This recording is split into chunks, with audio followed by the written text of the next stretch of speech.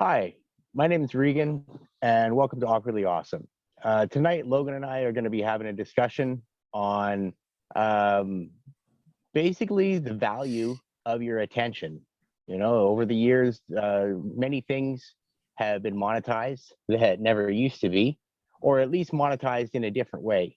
And this was actually one of the topics that Logan brought up. He said he wanted to talk about it, and I thought it would be something that would be fertile grounds for us to have a good discussion on. So without too much more ado, Logan, welcome to the show. It's great to have you again. Always a pleasure. So I guess we can just jump right into this. Yeah, absolutely. I didn't make up any notes. I didn't make up any notes for this. We're going to shoot this straight off the cuff. But over the past few years, I mean, okay, I guess we could start with the history of it. Yeah. Our attention has always been worth something, you know? Advertising has been a thing since probably Roman times, Greek times, or even before that. That's never been in question, that your attention is something that people want. But it's only really, in my opinion, been monetized for the average individual in the last 10 years, really. That's according, you know, it could be longer. Yeah. YouTube really is kind of what did it. But yeah, it seems to me that the monetization of your attention, maybe it was Twitter. It could have been either one. I know reactions are kind of the go-to thing these days. Yeah. So, yeah, you know, the content is practically you know, an accessory to the reactions and the discussion that happens around it. Yeah. Yeah. So I feel like it's been going on for an extremely long time. I know, to your point, the last 10 years, they have thrown jet fuel on a fire. I mean, it's been a million times over amplified, mainly due to social media and just the digital age, right? But gosh, I mean, whenever, I know, like you, I didn't bring notes or nothing, I'm just winging it. But as you were bringing up, like, you know, thinking how long has this been going on? I mean, you got to think, even back in, whenever you mentioned like ancient Rome, ancient Greece, and your ancient civilizations, at least what's been portrayed in Hollywood movies, I think of like an old civilization, you know, pre 1000 AD, let's say triple digits AD, or maybe even around the 0 year. Again, at least how like a Hollywood movie would portray it is that you have, let's say you visit like a marketplace, right? Well, at least in the movies, and I'm hoping that they, I mean, I shouldn't say that I know this from a book because I haven't read books where it was accurately portrayed, at least not that I know of. But let's say you're in it's, you know, 500 AD and you're walking through a Roman marketplace. From what we've been shown, people are always yelling at you, hey, buy this, hey, buy that. I mean, it was always a constant distraction, right? And even, or you would have like, I feel like street performers have been around for such a long time too. And those are, you know, out there to grab your attention. But I guess what the point I'm trying to make is that I feel like getting someone's attention in to gain either currency or a barter of some sort, or maybe it's a spiritual currency, maybe it's something else you're looking for from them, but you're doing something to gain their attention because you're gaining something from the attention that they pay to you. And that alone, I think, has just been around for, I mean, thousands of years, in my opinion. But to your point, whenever you start talking about like a fiat system, the actual currency that we're on today, and the methods they use to grab your attention to pump that currency, that in the last 10 years, at least on the digital side, has just been, like I said, just jet fuel on a fire. I mean, it's just been spreading rampantly. But the more I think about it, I mean, it was even as early as the 17 and 1800s, as soon as they started printing newspapers, they were printing ads of some sort. You see the old ads for the medicine and old medicine ads, and, you know, we all laugh because they all say, like, literally will say heroin, or literally will say cannabis or cocaine on the bottle. But to the point is yeah, that was printed in press at one point as well. and then therefore that Yeah. gains your attention, and then there could be a good chance that you went and you bought that product for money. So I think that the value of our attention has been valued and recognized for, I mean, at least a millennia, as long as we've been walking upright in some sense or another, in my opinion. I mean, what do you think about that? Well, I think you're right. As far as I know, they dig up graffiti, which talks about products and politicians from Pompeii on a regular basis. So Really? that takes us back, roughly 2,000 years. Yeah, I think it was, I don't quote me on the date here, but I think it was 76 Right. AD that Pompeii went. And yeah, they regularly find stuff like that. It was actually, it was politically related, what they found. I think what they found was politically related, but I Okay. do know that graffiti was often used, like in I'm a big fan of Caesar, like Julius Caesar. I watched the Rome miniseries a while ago, and then I did a deep dive into Caesar's life and his campaigns and how he went through things on very there's 50-part podcast or whatever.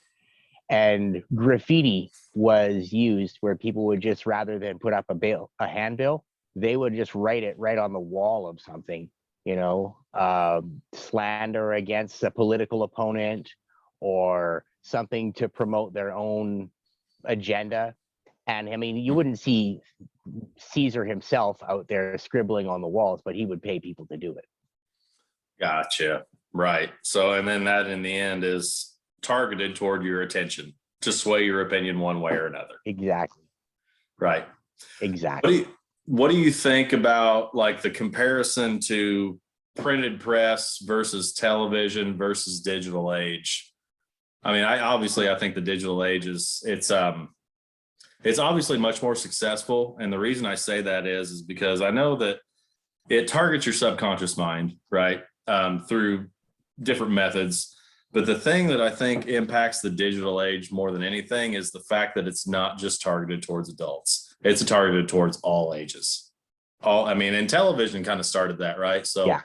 And I remember, my parents, that were growing up in the 40s and 50s and early 60s. I really feel like television really ramped up toy commercials and stuff like that, especially in the 1970s. That's whenever I feel like the true American consumer economy really took off with just this this culture of toys, right? That's the one that really sticks with me hard for some reason, just because I guess because it was so successful. I mean, the television ads, and again, the way things are targeted today with where, these kids, luckily mine were at least till they were almost 10 before we started instituting technology in the household, although I regret even doing that. But now we're to the point you can be 3 days old and you'll have a cell phone in your face. It's insanity. Yeah, exactly. Yeah. I mean, and as far as like with the toys and the toy commercials, that was something that we even mentioned on, I think, the last one about mind control with the I Love Lucy, and the product placement in the home. And the camera pans across the apartments. Now they have a baby, and look at this like snowdrift of toys leaning up against the wall. Yeah. Right. Yep. And I mean, and none of it was age appropriate to a baby. There was like bicycles and fire engines and toy houses and a bunch of stuff that babies just would have no interest in, for one thing, and would basically be unsafe for babies to use, but they still had to shove them in there. Right. And then another point that you made that it reminded me of the series American Gods. I don't know if you've seen it. No. But in it's just a quick synopsis. This guy gets released from prison. He meets this old man who tells him that he is Odin, and he hires him to be his buddy to come along and do stuff for him, right? Because he's fresh out of prison. He doesn't have a lot of job prospects. He kind of takes him up on it. And they encounter all these other gods, when like the American gods are like the new gods. There's media, and then in the second season they actually get rid of media, and he gets replaced by media was like originally some slick looking young fella with who's smoking DMT, and he's got, you know, like fidget spinners and whatever. He's like, you know, right up on what was current then, but then they axe him in the second season for this Asian girl who has like, you know, emoji faces and all this. Basically she became social media. And that was what I noticed, is like, in order to keep the show current, they shifted from media, who he controlled newspapers and television and the radio and that sort of thing. Suddenly he just wasn't a relevant figure anymore to the current audience, and so they shifted him out for social media, and she kind of took over. Yeah, is that a recent series that got released? Within the last 5 years, I think. Yeah, I really enjoyed it. I think they only did 2 seasons, but it was good. It's funny because the way you mentioned them like killing off one character and transitioning to another, that's exactly what's happening today. In the last year, I feel like a lot of the TV, I think TV ratings are down further than they've ever been, mainly because people are waking up and becoming keen to what the hell is going on. But at the same time, we're not on social media any less. We're watching TV way less, but we're not backing off our phones a bit. I don't think, anyway. I think we're still screen time is up. Yeah. Oh yeah. I don't doubt that a bit. Did you ever look up any actual figures on that? Or, I mean, I strongly feel like it is anyway, but I was curious if you'd seen anything on that. I don't, but I do know that with my last girlfriend, we had an online relationship, and at the end of it there, we were spending 10 to 11 hours a day of screen time, according to her. So, like, just, I mean, that was like you this, know, we were using Messenger a lot, and then MeWe and text messaging. But between those three, I mean, we had originally started off on Messenger, and we basically shifted completely away from social media. I think I counted 100 days off of Facebook. Oh, nice. When I was a part of that. It was a group chat. Yeah, it was a group chat, and then she and I split off and started talking just one-on-one. And yeah, and I think I did 100 days off of social media. I mean, still on Messenger, but it was as like just a smaller group. It was much like Lindsay's Telegram group, you know, with the same type of energy that has. That's what it reminds me of, except that it was a tighter knit group of friends. You know, there was about 5 of us that were like the core group, and then there was about 10 other people who chimed in from time to time. And it was very personal. It was actually a really great experience. It was, it was a lot of vulnerability. That's where I came up. That's where I came up with the term dumping my purse and chasing my lipstick into the gutter, right? And just that moment where you lose control and just like unselfconsciously kind of dash for your stuff before you lose it or wreck it or whatever. So yeah, and it was a great experience, and that was actually what prompted me to get off of Facebook, because at this point I'm not on Facebook at all. Well, good for you on that. I definitely need to spend less time on that for sure, just from a mental health standpoint, because again, and the thing is, the one thing I wanted to say is your attention doesn't always result in immediate currency. I don't think for the other party, for the what name do I want to use without sounding too aggressive? I guess just the initiating party, right? The party that's initiating the hook out there to try, the fish hook to get your attention, right? So I don't think that all of it is trying to push you to spend money or to, somehow come off money in some certain way. I do think there's a lot of it out there that is wanting your spiritual and emotional currency as well, wanting to get you excited about X, Y, or Z, because I'm having a hard time talking tonight. How do I want to word this? The initiating party, the way I think it's to provoke some sort of emotional response. Yeah, thank you. Yes. All right. So yeah, that's what they're trying to do. Then whenever they design it, sometimes it's not Yeah, because the emotional response, it may not result in money in their pocket, but if you're passionate enough about whatever they're trying to do, you become a weapon, right? You're weaponized at that point, because then you're out on the street, you're spreading, you're parroting the word that whatever it is that it was planted in your mind that you believe to be true and that you're passionate about. Next thing you know, you're sharing that with, friends, peers, colleagues, family, sometimes strangers if you're super passionate about it. And again, you're and let's just say that's whatever you're passionate about, let's just say that happens to be untrue and it maybe have a nefarious origin. Just because you're not coming off of money doesn't mean you haven't been weaponized. You can, they can totally weaponize people doing that. Oh, that's right. Look at last summer when the whole fucking USA was on fire. Nobody, that wasn't even really about money. That was just weaponization of an idealism. You get what I mean? It's insanity. Yeah, exactly. And once again, it was all rooted in provoking the emotional response. Yes. And then trying to profit from it, right? You don't. It doesn't need to be a positive emotional response. It can be something negative. It can be provoking anger. It can be provoking fear. We've seen a lot of that with people just trying to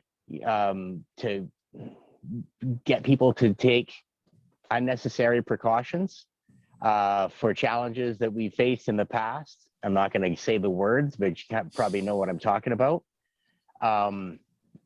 We've had, and like you and I always come back to, fear is like one of their prime go-to cards. Yeah. Right. That's like their favorite card to play is fear. Fear. Even back from in our last video was I didn't watch all of the videos that we linked. I mean, I had watched them previously, but I didn't watch them right before we recorded. Mm-hmm. Dude, you really need to check those out. Those links were like so poignant. They went perfectly with the whole video. And they actually go with what we're talking about now and trying to provoke an emotional response. I feel like the last time we talked is kind of, I agree. Oh, sorry. I don't mean to talk over you. I apologize about that. No, it's all good. I think the last time we talked and this time, they really kind of go hand in hand. They're not the same thing, but at the same time, they're definitely extremely related. In terms of the currency, though, I mean, that's one of those things that it's not just one avenue. It's what I've noticed is it's not just hey, look at this and try to buy this. A lot of times they're playing the long game. With what you brought up earlier about likes, heart reacts, laugh, all the different like reactions you can do on LinkedIn and Facebook, and I think Twitter's just got like one react. You can either heart or retweet, right? I don't do Twitter. I have an account, but I don't use it. I've never had Twitter. Well, and I stay away from it for a reason, because I feel like, don't get me wrong, like, there's some people that are in the know there. But I just see it, at least knowing myself and knowing my personality, it's just another toxic rabbit hole that I don't need to get lost in. I already have one that I'm trying to quit, and it's hard, and I don't need to add another demon to that list, because no, I'm not doing that. But anyway, what I'm getting at is to your point earlier about like tracking reactions and likes and stuff like that. They may not, whatever they're initiating, whatever they're putting in front of your face. A lot of times it is playing the long game. It's not an immediate, I'm going to get $10 out of this person. It's, well, maybe if I flood them with a barrage of different things, and let's just say they're a person that happens to react to all of them, whether it's the like button, the heart button, the laugh, the crying tear, or the angry react. I mean, why do you think they implemented all these different reactions, right? We felt like it was a gift, like, oh, yay, I can really express exactly how I feel about this. Well, all you did was just give them a multifaceted data collector. That's all you're doing. And I'm guilty of it. I'm guilty of it. I'm not looking down on anybody. That hook's in my mouth too. But again, when they start looking at patterns, like, okay, this person has angry reacted this X amount of times, there's a good chance that X, Y, or Z really gets under this person's skin. And then you can, like I said, again, with every type of reaction, you're just basically telling them exactly how you work and how you're wired. That's exactly what you're doing. Yeah. And Yeah, the exactly. more we play into And that, I found actually that it's more effective. I found it's more effective with only the 6 reacts that Facebook has versus like I am on MeWe. And on MeWe, you can use pretty much any emoji reaction that you have. I think you can use 5 of them in total to describe any one topic, but you can use any one from the entire library that you have of emojis. right? So, and I've found that with that, people just kind of default to the original 6. I used to call it the Facebook autistic spectrum of it's reactions. 5, isn't it? Isn't it 5?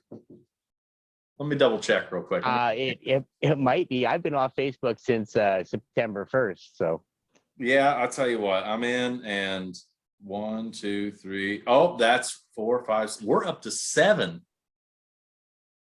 oh, We have 7 now. a like, Must a heart. There's a care react now, which is like a yellow smiley face. It's right. It's animated, right? So you've got the like, the Right, heart, the care, right. the laugh, the wow, the tear, and the angry. So honestly, from a numerological and from a numerology standpoint, I'm surprised they didn't stick with the number 6.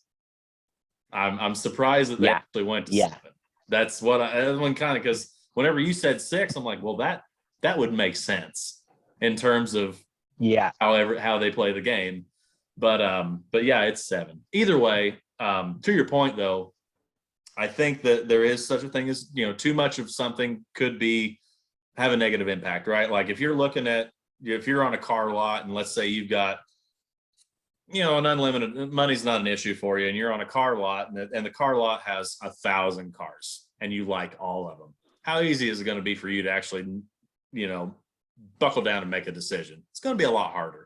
So whenever really hard, you got that middle range, like there is such a thing as too few, because if you have too few reacts, you're not going to be able to harvest the data that you want to harvest. But then if you have too many, you might not get the accuracy that you're looking for, because those 7 that I named off, that really encompasses a very, a very substantial portion of just how we react to anything, right? Those 7, it's, well, I like this, or man, I love this, or oh, that makes me feel so soft, I care about this. And then, oh, that's hilarious, the laugh, and then the wow, like, oh my God, I can't believe I just saw that. And then the sadness, and then the anger. Obviously, you could flesh that out into many other human emotions, but at the same time, that's a pretty solid baseline. It's actually such an accurate baseline. It also makes me think that it's almost like they had a professional psychiatrist design it.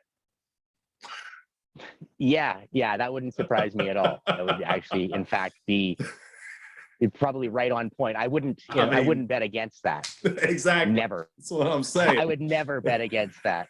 Right. I mean, we got our own Werner von Braun's over here doing their own thing anyway. So what would keep them from doing that?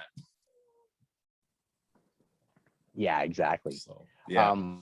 Go ahead. I find as a data collection tool, though, the seven reacts are far better than the wide range like that. Like I said, that MeWe offers, right. Because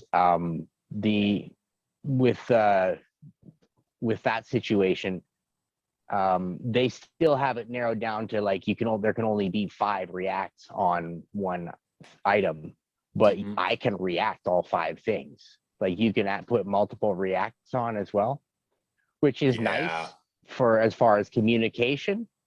But it's also, and I guess it's nice for stifling their ability to collect data too. Although MeWe says that they don't collect data and that's not their thing. I don't trust anybody. No, exactly. Me neither. But no, to your point though, if let's say I was on Facebook and I had the ability to like, heart, and angry react something all simultaneously, then they wouldn't know where I stand. That's right. Yeah. And LinkedIn in the last year has done the same thing. LinkedIn has, well, let me check. Let's see how many LinkedIn has. I'm on there occasionally anyway.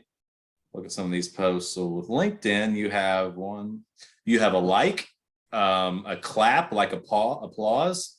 You have handing someone a small heart. You have a large heart. you have the light bulb, and then you have what looks like a thought-provoking emoji. So LinkedIn is rocking the solid 6. And that has been, I don't know, I would have to look it up, but I want to say definitely the last year, maybe the last 2 years. Like I said, I'm not on LinkedIn a whole lot. I'm actually only on there like religiously if like I'm looking for a job, and I haven't looked for a job in 3 years, and I don't plan on looking for a job because I like where I'm at. But to my point is I want to say in the last 24 months, LinkedIn has stepped up the game and kind of followed the steps of Facebook. So what are some other ways that you think that we maybe haven't talked about yet that your attention has maybe a value that we don't recognize? Well, I mean, there's the big one. There's the monetization of YouTube. Views, likes, comments, subscriptions, ads. That's a big part of it as well. But like, I mean, I know, I guess I'll take this opportunity to say, if you like what we're talking about, please like, subscribe, share, comment, do whatever, right? Because I'm a YouTube content producer, and I have to be a shameless self-promoter. You know, But the when thing I get out is with there and I this, actually put in the work, I get a lot more views. but you're not asking anybody for money. You know what I mean? So we're just chilling. No. Yeah, for sure. But I do want people to watch what I'm saying, because otherwise, you know, we're kind of putting the effort in for no reason. And I know my last video, I know somebody watched it because I was on the phone with them when they were watching it, and it didn't show up as I got a view. Well, I know it does on my end, because actually right before we logged in, I just kind of took a gander at your channel, and I saw it was, you're talking about the spearfishing video, right? Yeah, I think so. Okay, so because I saw that one, and it was like 10 till whenever we were going to log on. I was like, well, I'll catch that one either tonight when we're done, or I'll catch it tomorrow, because don't get me wrong, I haven't watched all your stuff, but the spearfishing, I was like, I want to look at that, because I fished for most of my life until I moved from my hometown at age 32. I mean, I was fishing every year, multiple times a year. And so whenever I saw the spearfishing video, I was like, hey, that's cool. But to your point, it did show one view whenever I just glanced at your channel. So it shows on my end. Oh, that's weird, because on my YouTube studio thing, it didn't show at all. It's like, yeah, you got 0 views on that. But, and the cool thing is, actually, with that video that I shot, I did a little bit of research after I got finished with that video, because I was like, man, I miss spearfishing, you know, like it was so much fun. It was a big part of my childhood and the entertainment that we went out and participated in. And I was like, can I spearfish here? You know, like with a spear gun? And I actually found out you don't need any special license to spearfish here. There's certain fish that you can't hunt, but other than that, you have to be in the water, so you can't be throwing a spear from the shore. Yeah. You have to be like submerged and shooting it with a spear gun. But that's the fun part anyway. I mean, trust me, I've spent my days throwing a fishing spear from the shore, and it's so much more fun to get in the water and hunt them down. Yeah. You know, it's probably I would say it's probably not heavily regulated, just because, for one, it's not super popular. You don't have just like a mass amount of people out there buying. What do you use, like a crossbow or a special fishing spear? I guess it does have the rope on the end of it, doesn't it? So yeah. It's got like it's called a harpoon, I think, in like technical spearfishing terms here. Back then, we didn't have anything though. You just kind of tried to keep your shot within about 2.5, 3 feet, so that the spear stayed in the sight rail of your gun, and that way it would just launch out and shoot. But there was, you know, and I mean, after about 5 feet of range underwater, it's hard to shoot anything underwater. You can't even shoot a 9mm underwater. It's not going to go very far. No, I think Mythbusters said that within 2 feet or 3 feet of the surface, no bullet has any kind of piercing power. So yeah, all those movies, and like with the where spear gun, shooting in the water, it's like you're not gonna hit him. Yeah. And if you do, you might give him a bruise, you know, like you're probably not gonna hurt him. Yeah, I'm like, what was that? Did I get stung? Yeah. Back to like the attention thing though. I think Right. one of them that I just thought about that maybe it's not at the front of our minds, but just think about how the radio has been ever since we've been on. I mean, there's been commercials on the radio since the radio came about, right? So we're looking at what, Yeah. 200 years, good 200 years for radio. I mean, even as a kid, I think it's only been about 100. I think right around the 1917 Spanish flu, that's when commercial radio came out.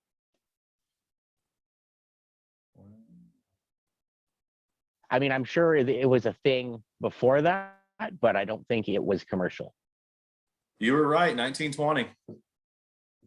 Yeah. Close enough. Yeah, Yeah. you nailed it. Shows November 2nd as 1920. So that's 11 2. I don't know, I have to do the numerology on that date, but I don't want to do it right now. But anyhow, what I was getting at though is radio jingles. It wasn't long before radio came out, and at least they brought out the jingle, which we've talked about before. You know, we talked about on our mind control episode, and again, it's your attention, because whenever, and that jingle, that just like your favorite songs, that it, whether it's the frequency that it's broadcasted at, or whether it's the actual notes and what octaves and stuff they're choosing to use, I mean, all of that has a psychological effect on you. And again, if the radio grabs your attention with the jingle, you're gonna probably at least look at that product, if not buy it. So then again, we're back to currency. What I am noticing right now, and I'm going to be very careful with my words, just due to how things are on this platform, but now the radio is full of procedure related, I mean, it's just an absolute onslaught, Regan. It's just nonstop. There was one that I heard the other day. It was poetry. It was poetry about how we could return back to normal. And then obviously the other thing that they're adding to that, which is, you know, go do the thing, go have the procedure done. But they put it in the form of almost like slam poetry / spoken rap. Not to sound like I'm profiling anybody, but it was okay. I'm just going to come out and say it. I'm pretty good at even hearing somebody's voice, being able to tell like their ethnicity a lot of times, and I can easily recognize African American voices. It's just, I'm not hating on anybody, but I can pick up on it. And it was very obvious an African American woman that was reciting this over the radio, right? And don't get me wrong,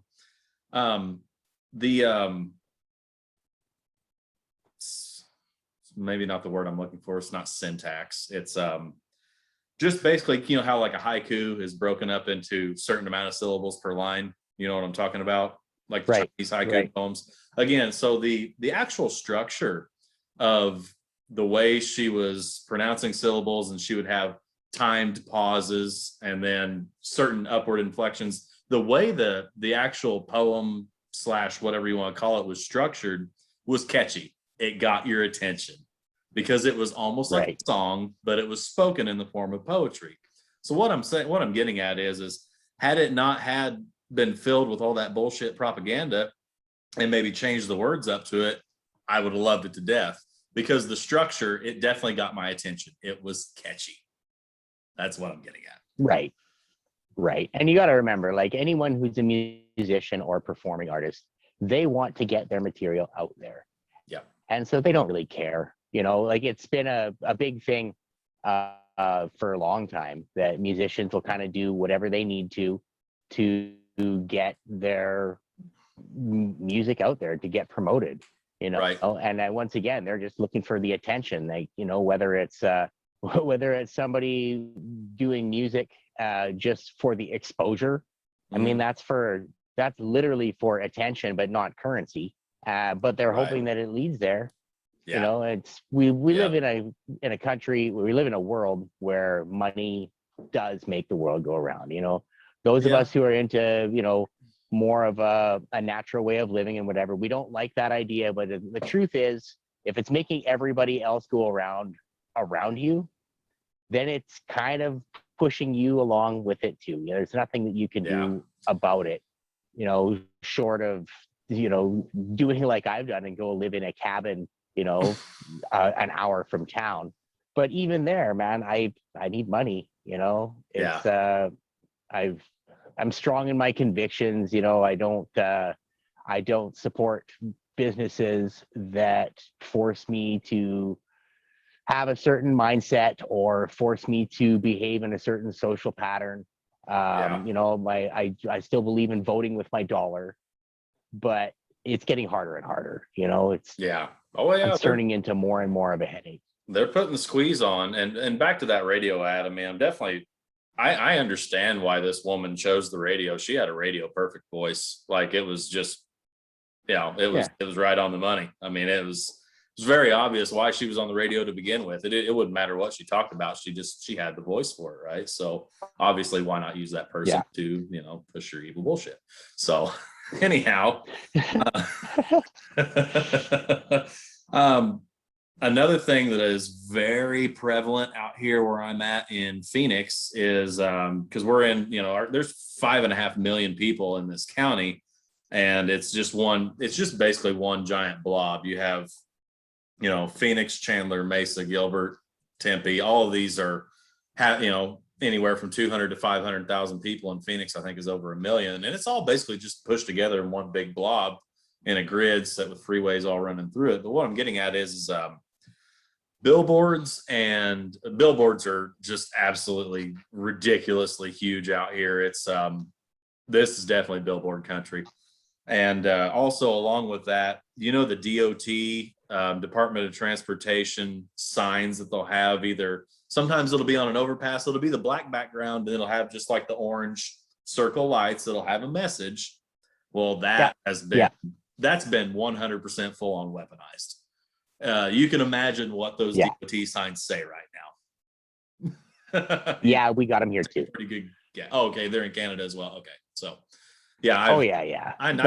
Basically, there was that episode of South Park where Mr. Garrison is running for president, and the Canadians build a wall and to keep the Americans out. And the thing is, they're like, "Oh no, we got lots of great stuff up here. We don't want you coming up and ruining it."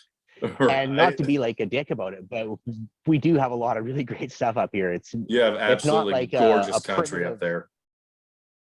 Well, and technologically as well, Canada is big on technology. They really are. Like we led the world in cell phone production, and not production, but in having a massive cellular network. One of the pioneers of the microwave transmitter was, and the guy who made it like into a big deal was a Canadian guy. We have these heritage moments that you can probably find on YouTube and see the little story there in a blurb of about 1.5 minutes. But Canada is big on technology. We don't live primitive lives up here, especially because with harsh climate, you need technology. You need the most effective heaters in the world. You need the best winter clothing that anyone can produce in the known world. You do for sure. Your winter tires, they're brought to the next level in Canada. And then plus our summers get really hot here, man. Like it's not unusual. Probably for a good month and a half degrees. Or so. Yeah, we'll have 100 degrees. Six weeks of good heat. Yeah, and 15, 16, and we're already way past 15 hours of daylight per day. Like way past. Right now it's bright outside. Like you could go outside and read outside my house. Yeah. And you'd probably have another hour and a half of doing it. Yeah, come June or July out down here in Phoenix, it'll be, sun will be up at 10 till 5, and it'll be 10 till 9 p.m. before it finally goes down. I mean, it'll be more June or July before we get those super long days. It'll actually, June 21st or June 20th, whenever the east equinox it'll be the longest day of the year, they say, something like that. So, but yeah, back to, I guess what I'm getting at though is whether it's a billboard, whether it's the radio, whether it's your phone, whether it's a television, whether it's a DOT sign, whether it's just a random person Okay, here's another thing. We have an extremely high homeless population out here, like high, like California high type homeless populations out here. Which, Yeah, whatever, right. I'm good. Just don't bother me. It really doesn't bother me. They're doing their thing. I'm doing mine. Yeah, But we have a yeah, lot of freeways here, and then we also have a lot of intersections. And cardboard signs and Sharpies are almost, you could almost buy shares of stock in it because a lot of your panhandlers, they'll be holding their signs and this and that. But I guess what I'm getting to is that's another form of your attention turning into currency. Hi, help me. yeah, I haven't eaten in 3 absolutely. days. We all have the same sign. And don't get me wrong, I know some of them are on hard times. I'm not saying they're not. And I have helped some of them. Yeah, I can't help all of them, because if I helped all of them, I'd be in their shoes. Right. So right. to my point is it's just another form of attention that is potentially turning into your currency, leaving your hand and entering theirs. This one I feel like is a lot less nefarious, because it's just one person saying, hey man, can I have some help? And then it's up to you to say yes or no, right? But it's Yeah. still a form of it. What do you think, there's some things that are maybe in Canada that you might not see in the States? Do you I obviously I've never been to Canada, and I don't really subscribe to any like Canadian television or anything like that. I do have two people from Canada that I interact with regularly. You're one of them, and the other one is a guy I work with, but he's from the Quebec side. First language is French, and then he came here and he learned English. But other than you and my friend, I just don't know a lot about Canada, is what I'm saying. So do you think there's anything that you guys might be doing differently up there that we might not see in the States in terms of kind of what we're talking about? Um, well, there a lot of the things that would work in a high density area. Like for instance, when I was young, my parents and my grandparents especially would go and hang out in Arizona during the winter. There were the snowbirds. They were down there for 3 months. Yeah, And what buddy. I remember to a big extent about that experience was skywriting. There'd be planes, right, leaving, messages in the sky with their exhaust. And I remember being entranced by that. I was kind of like the first time I ever started turning my eyes upward and watching the planes. And I mean, I was little. I would have been like 2 and 3. But you Mm. can see, things being written up in the skies and people drawing pictures and whatever. They don't do that here. The population density isn't I've high never enough even seen generally. skywriting. Oh, I really? know it exists, but It I've was actually never seen it. it was huge in the Quartzsite area, right around Quartzsite, Arizona. I It follow was a guy There that was lives up tons of it. there. Like it was an everyday thing. Right. To your point, though, it would need to be a dense area because there's nobody there. There's nobody to read it, right? So, I Yeah, and for then something similar. Go ahead. it becomes financially unfeasible to Yeah, fly a plane and hire a pilot and get them to put. And it's a pretty temporary message, like it doesn't last very long. Um, so let me think. What's the other advertising? I mean, up here, word of mouth advertising is considered very valuable. Just getting okay. people to tell other people about what your thing is. And I mean, I know it's got to be big everywhere, but here people rely on it heavily. There are some businesses that don't advertise and they only rely on word of mouth. And frankly, they're usually the best businesses because Yeah. they don't need to advertise. Well, It's they don't have it's corporate influence purchasing, spending marketing money. No. And also I was having this conversation with somebody the other day about how our population density truly affects the way that our society is laid out here. Like here, it's not unusual to drive at least half an hour between two stores. Like easily. Yeah. Are my stores, there's two stores that are close to me here. One of them is half an hour that way, the other's half an hour that way. Like Right. we used to have one a little bit closer, but the guy who'd set it up made too big of a building and it had really high ceilings, and it was a great building for a store in town. But for way out here, the cost of operating it was way too high, and even just the cost to heat it, it was a Yeah. massive heating bill. Too much floor space for the products necessary. And it just it folded up. It's sad. I mean, if I were to ever win the lottery, I would reopen the store out here, but I wouldn't do it as a money-making thing. I would do it as a service to the community. Right. Yeah. When you said high ceilings, that's the first thing I thought of was how are they going to heat it and not go broke? Yeah. You know?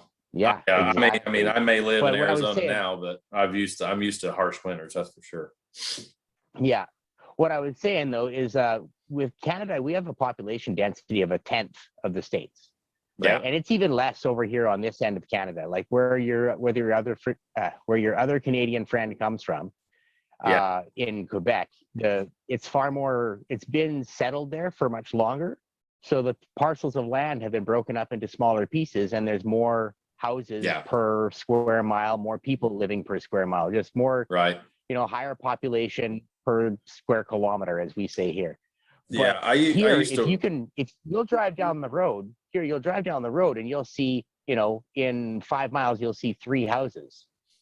Yeah. Well, with the population density of the states, that would be 30.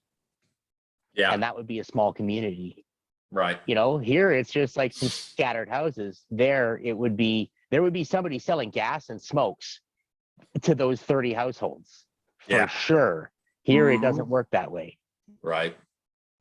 Yeah, whenever a few years back, about 6 years ago, I was working as a logistics manager for a furniture company, and we actually did deliver quite a bit to Canada.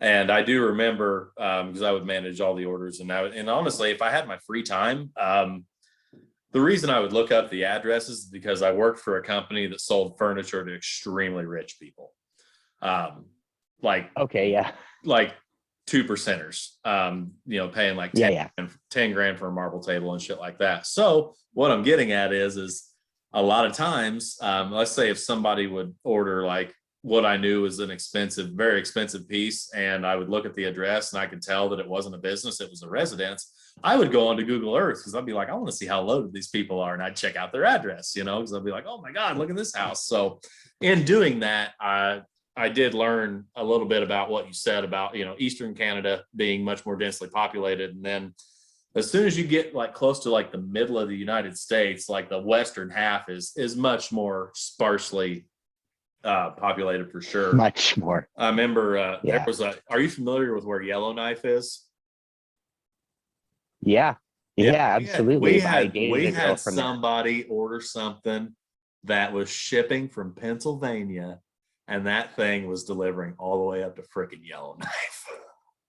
Oh yeah, dude. Yeah, people up there, they have lots of money. Yeah, I wasn't aware of that. Money in Yellowknife because there's all sorts of natural resources and lots of ways to earn money. But the downside is everything costs fucking tons of money up there. Like $12 for a gallon of milk.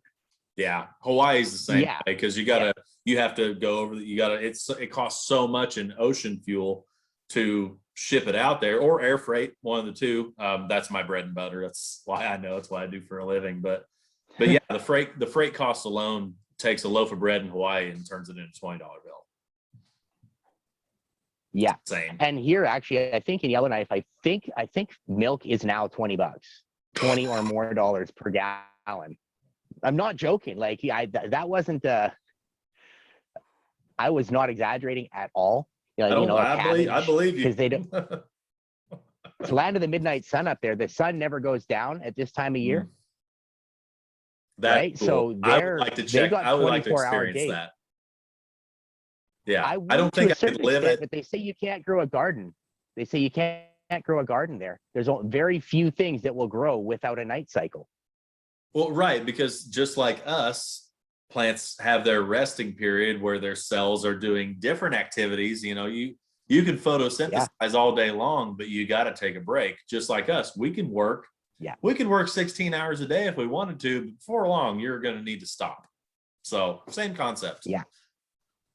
Minus, I'm sure a few there, but most are like that.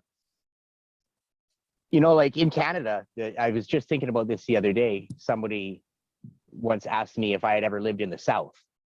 And I haven't lived in the South. The furthest south I ever lived in the States was in Missouri.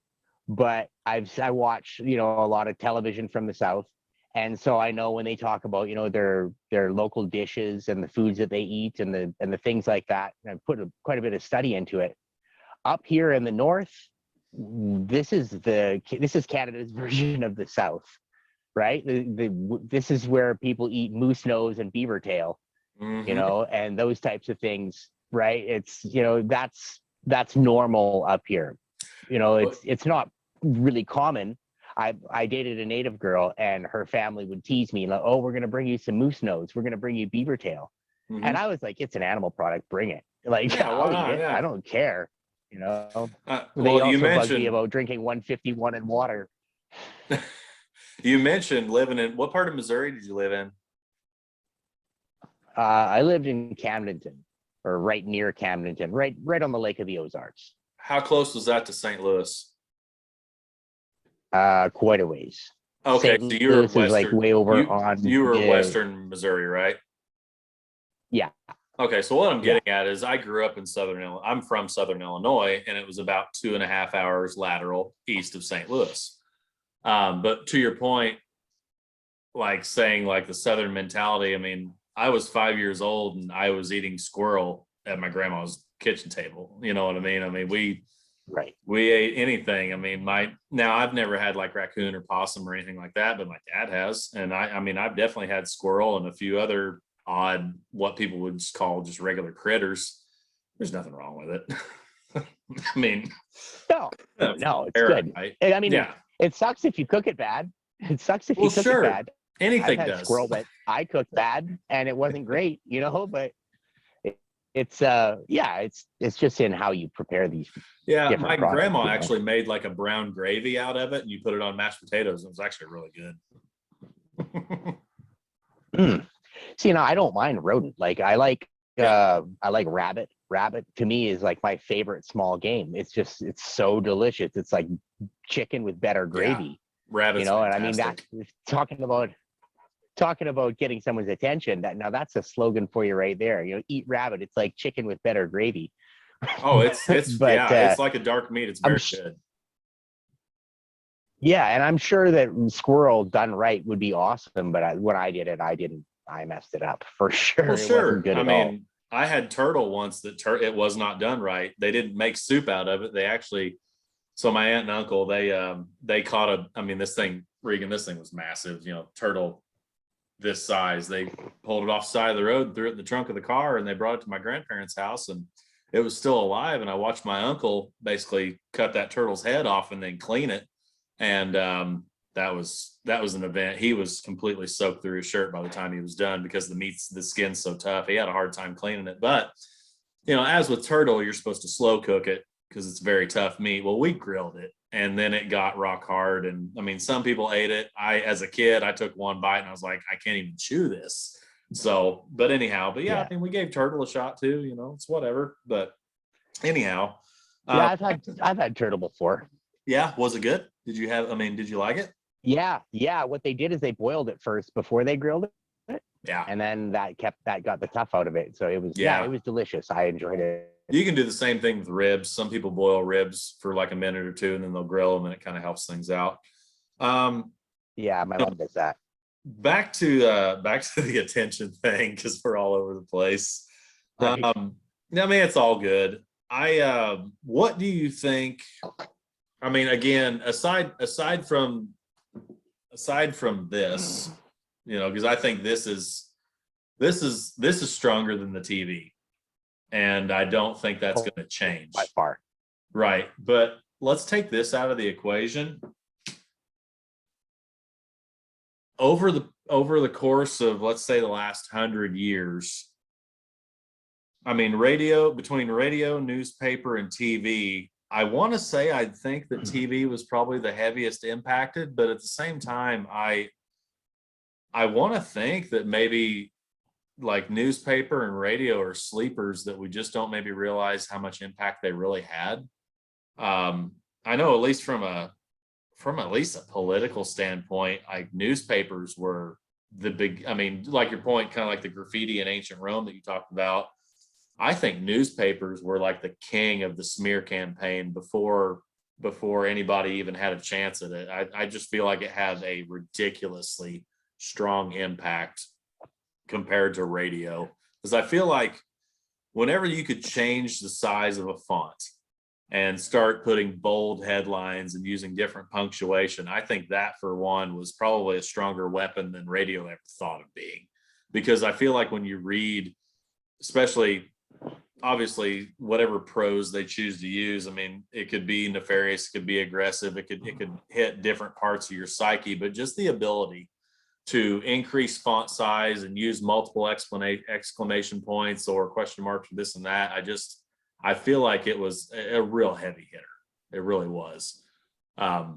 Especially, I think what was it? Harry Truman, when he was running for president, the press was just going nuts. I can't remember if it was, I can't remember who he was running against, but I remember seeing huge headlines about Truman winning the election. And then you know who Ike Eisenhower is, right? Yeah. Okay. So yeah, you guys export so much of your culture. We know who you are. You just don't know who we are. That's a very good point. That is a fantastic point. It is. But I know Eisenhower, I mean, they pushed his slogan, radio, newspaper. You bought the buttons that said, I like Ike, or this or that or the other. I mean, yeah. Again, it's just a constant, non-stop onslaught on our psyche.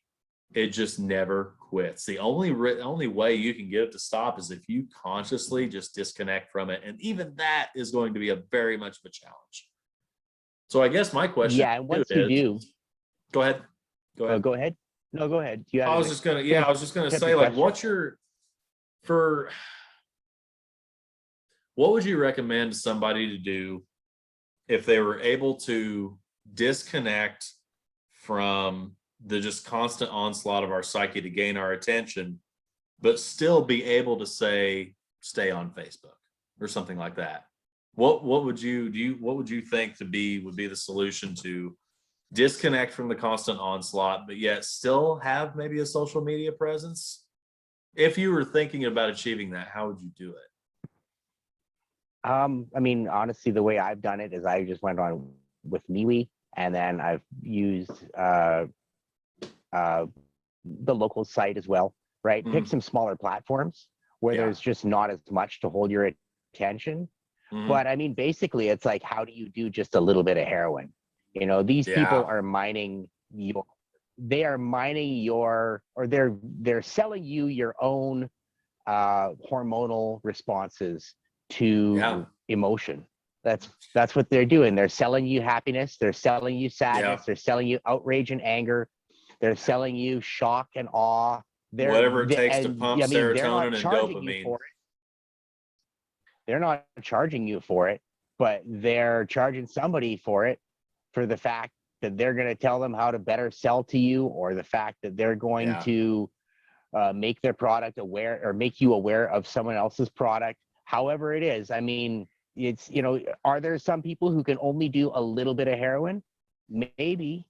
It's a small percentage. I was never, in my drug use years, in my years of drug use, I never was, the opiates never appealed to me.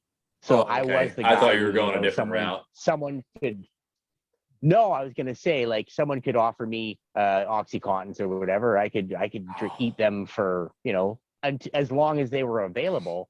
Those and then when they ran out, I'd just be like, I guess we don't do that anymore. Oh, like, okay. It's fair enough. Just, I never had a draw to it. I'm not saying that I'm immune to it. I'm not saying that it couldn't be a thing if I was to really give it a fair shake. But with the exposure that I had to it, yeah, exactly. Yeah, no, with the exposure I had to it, I just didn't ever have a problem with it. So maybe I'm that guy that could do just a little bit of heroin. But I'll tell you this: I'm just quitting smoking cigarettes here right now, and giving up tobacco. And I've done really, really well. But I did get angry and yelled at my mom the other day. You know, I won't get into the details of it, but you know, I definitely had myself a little nick fit there. I came home. I could have smoked some tobacco. I didn't. Actually, I threw away the last that I had here this morning. I was Good. like, should I keep this around as a temptation? Because I was keeping it around, in case I fell off the wagon. And then I was like, you know what? I just grabbed it, pitched it in the stove, and that was that. I was non-smoker right here. Well, that's great, dude. For at least for almost, I don't even know. I'm not keeping track anymore, but it's like almost a week now, 4 or 5 days. Sometimes I think it might be better to not consciously keep track of it. You know what I mean? Like, that's something I noticed, that I think, like, don't get me wrong, like some folks, like, let's say they're deep into addiction. Some folks keeping track of that. Hey, it's been 1 day, it's been 2 days, it's been 3 days, it's been 10 days, it's been 50 days. Some people, I think that helps. And I think that's a possibility that others, maybe the more they're consciously keeping track of it, it might be harder to stay on the wagon. Maybe eliminate the thought altogether, I guess is what I'm getting at, if you're able to do that. I'm not saying I am able, but I'm saying that there could be two sides to that coin, that maybe if you're that person that's constantly putting that X on the calendar each day, well, maybe that's counterproductive to some people, because it's too much it could be in their forethought, too much in the front of their mind. Yeah, it could be.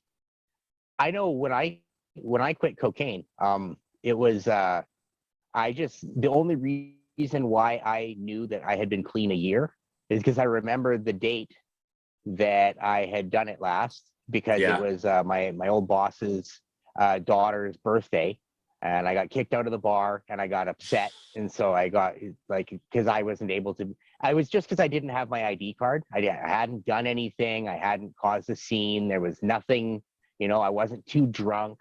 I was sitting there having some drinks with my coworkers, and all of a sudden they're like, no, we need to see your ID. You have to show your papers, in order to be here. So they kicked me out of the bar, and I was upset. And I told my buddy, I was like, bring me to a dealer's place, because I was in a strange town. I was like, get me some cocaine.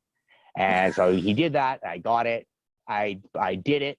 I had a violent hangover the next day. I had to go in unexpectedly to work for a little while. I went home just burnt out horribly. But the only reason why I remembered that I was clean a year is the next year, when her birthday notification came up on Facebook. Yeah, and you're like, and I was like, oh, hey, look at that. Hey, it's been a year. How about that? Right? Nice. Like, currently, I'm much over a year at this point. I stopped doing cocaine a little while before I had my heart attack. Financial straits were starting to hit everyone. Drug dealers, like, I would go to my cannabis dealer's place, and that's where we would, he did cocaine, I did cannabis. We would get some beer, hang out, and have a good time. But for me, it was like, I could tell he was having a hard time financially. And so I just stopped asking him for some. I'd come over, we'd still drink some beer, I'd smoke some joints. I might do one little bump, but that was it. He would just sit there, run, miles of Colombian mushroom powder up his nose. But run rails. I would just have my one little bump, and then that would be it. But then, before I had my heart attack, it had already been a couple months since I had even done it. And like, the doctors, even in the hospital, when I was like, well, I occasionally do coke, and they were like, okay, well, with your heart meds, you can't do it anymore. And they tried to put the scare in me, and I was like, no, if it's something I can't do, I just won't do it. And so that's been like, we're coming up on like a year and a half now that I haven't had any of that in my system. That's good. I feel great. I mean, I quit smoking pot 6 months ago. Just under 6 months ago. Yeah. And I mean, I still, every once in a while, if someone has some, I might take like a little puff off of it. But I found it kind of makes me disconnected. It slows me down a bit. I just don't enjoy it as much. I don't enjoy it like I used to. So what's the point of spending money to do something that doesn't make you feel great? Yeah, you're married to it without any enjoyment. Yeah. Definitely. So these days, it's the quitting smoking. And like, smoking, that's a weird one, because they've taken away cigarette commercials. Like, here in Canada, there's no cigarette commercials at all. Yeah. I don't even know if you can find them in magazines anymore. You used to be able to see them in magazines. Yeah. But, I remember seeing them in American magazines. You got the Marlboro Man on the back cover of, whatever. Yeah. Yeah, you don't see commercials for cigarettes here in Canada ever. Do That's you one of have the things we do different. do you subscribe to television? No, no, I don't. I watch anything that I want to watch online. Right. No, I just stream it. the reason I asked is I don't know. I haven't had American TV since 2015, so I couldn't even tell you what's in commercials now. Like I literally have no idea. Like I don't know what they're airing here. I'm sure it's nefarious as hell, but like I just as far as like the cigarettes and stuff go, like I don't know if we're doing it or not. I haven't watched TV in so long. I mean, not Right, I don't have right. screen time of some sort, but I haven't subscribed to a cable package in like almost about 6.5 years. So, like I said, Oh wow, I don't know what we're. good for you. It's a huge money saver, massive money saver. I mean, you're looking at $120 a month times 72 months. Not only that, you don't have people incessantly trying to sell you shit. Oh no, the phone took the place of that. Well, it does. I mean, I know I see ads on YouTube all the time. And I guess Yeah, that's basically what they're still putting out on television. You see yeah. YouTube ads, they're made by the same people that are Oh making yeah, television ads. yeah. It's the It's the same. What same is it? ads, really. It's the same six people that own all 100 corporations or whatever. We all know it's Yeah, really the top of a pyramid. I think anybody probably yeah. watching this is aware of that as well. But yeah, I think what you're yeah, to your point, they took the TV model and just kind of repeated it. They tweaked it a little bit because I know that with like YouTube and then social media, um, the ads are much shorter, 15 seconds, 20 seconds. Whereas a commercial was, or not, maybe not an individual commercial, but a commercial break, which what really came out, started to come out 80s, 90s. And then as the 90s came about, I remember a 30-minute show was right at probably 23 minutes of content and about 7 minutes of commercials. You would have a commercial break in between two different shows, and then each show would have a short commercial break like right in the middle, right? But it was brief. But then closer to the 2000s and to today, I mean, like I said, at least up to 6 years ago, I started noticing, especially when I would watch like SpongeBob SquarePants with my kids on Nickelodeon. Obviously, Nickelodeon is being targeted towards kids, so commercials are just going to be rampant because it's toys, it's this, it's that, it's all targeted towards children and or parents that might be stay-at-home parents that you'd see a commercial slipped in that was more targeted to the parent. But what I'm getting at is as the years went on, let's say in the 90s you had 23, 24 minutes of content and a short amount of commercials. Well, now it was, last I checked, I think it was like 18 minutes of content and like 12 minutes of commercials in a 30-minute time slot. And it ramped up so significantly to where you really weren't watching much of a show. So, Yeah. but to your, I'm hyper aware of that actually, yeah, because I watch TV that has no commercials, right? Because it's all streamed and people yeah, have cut the commercials out. So you turn on an hour-long program and it's 42 minutes. yeah, 42 minutes is how long the file is for a program that would otherwise have an hour slot. And that means that 1/3 of the time that you're watching that yeah, program, you're watching commercials. yeah. I mean, and it's to the point, I don't think we even realize that it's almost against our will, if you think about it. Now, I know I'm aware of it. when we were growing up, me and my brother actually started this at a young age. As soon as a commercial would come on, he'd change the channel and just trying to find a different show to watch until he thought the commercials were over. And he was kind of always like I still do that.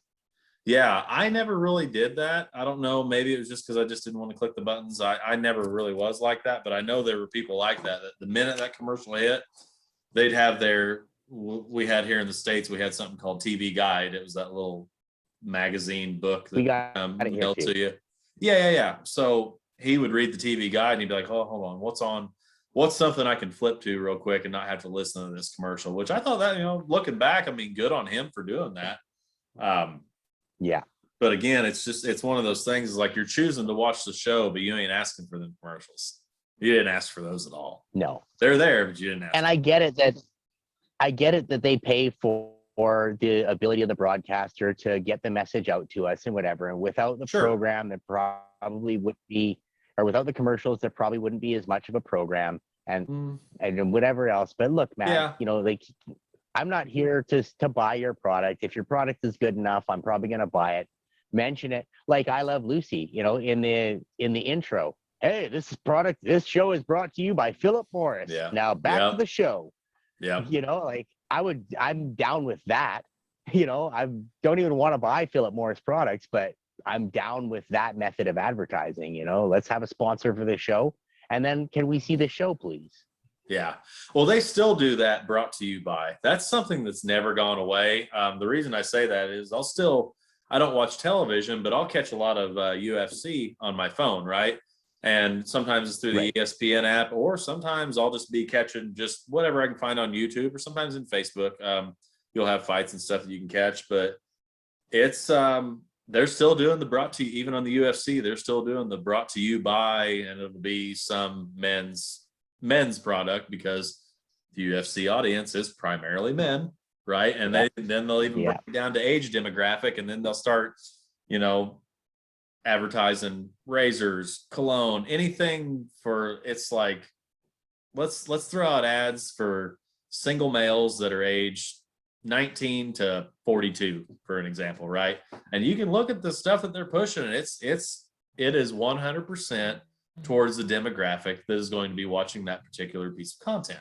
That is definitely tailored, right? 100%. And I'm not even saying that's a bad thing. What I'm saying is we just need to be aware of it. The more we can be aware, it doesn't even have to make you mad. I mean, you don't have to get mad about it. Just be aware. Just be aware that you're being fucked with. Yeah, exactly. And you know, to the point that you made earlier, where you're saying, you know, what's the best way to bring down the amount of time that you're on there, is be aware. You know, it's so easy to get lost in a thread of comments, or in a series of YouTube videos. I turned on a playlist here last night, and all of a sudden an hour and a half had gone by, and I was like, whoa, that went by like nothing. You know, like 1 minute I was listening to the second song, the next I'm listening to the 30th. What's going on here, right? And if you just let yourself get carried away in it, then that's where it becomes a problem. It becomes, and that's it starts to take over. That's actually got its own motive, right? Because the more you're engrossed with that screen, the less likely you are to be a danger to the folks that are trying to accomplish things they shouldn't be trying to accomplish. You know what I'm saying? You're definitely not a threat to your government if you're stuck on your screen.